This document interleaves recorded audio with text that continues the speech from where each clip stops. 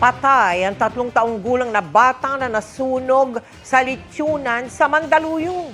Sinubukan pa siyang iligtas ng ama, pero nabigo sa bilis ng paglaki ng apoy. Nakatutok si Bernadette Reyes. Sa drone video na ito, makikita ang nagngangalit na apoy sa JP Rizal Street, Barangay Namayan, Mandaluyong na nagsimula pasado alas 6 na umaga. Letyunan, barracks ng mga trabahador, junk shop at warehouse ang mga natupo. Sa videong ito, makikitang mabilis na binalot ng usok ang mga istruktura.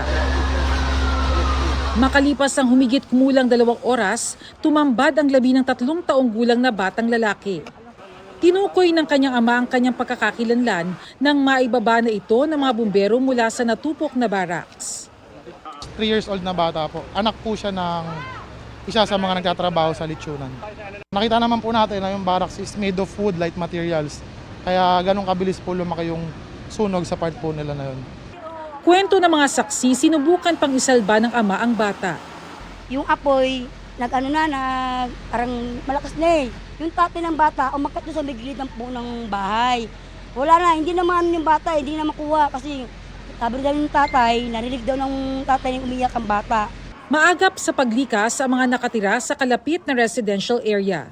Kahit pa paano hindi po siya sumabog. Ganun sa sunog, sobrang laki kanina eh. So kaya nag-ano na lang kami tarantap. Yung mga importante, mga damit, mga LPG, yan. Yun po yung mga ano po, nilikas namin. Pasado alas 8 ngayong umaga nang ideklarang fire under control ang sunog dito sa Mandaluyong. Hindi pa tukoy ng BFP kung anong pinagmulan ng apoy pero may paalala sila ngayong Fire Prevention Month. Under investigation pa rin base sa mga statement po ng mga tao. So doon po sa may letyunan nagsimula pero i-verify pa rin po ng mga investigador natin. Siguraduhin po natin na yung ating electrical connections ay maayos, standard po. Iwasan po natin ang overload connection, octopus connection, jumper, iwasan din po natin yan. At syempre yung kitchen fires po, kung tayo nagluluto or may nagsasaing, huwag po natin iiwanang unattended. Para sa GMA Integrated News, Bernadette Reyes, nakatutok 24 oras.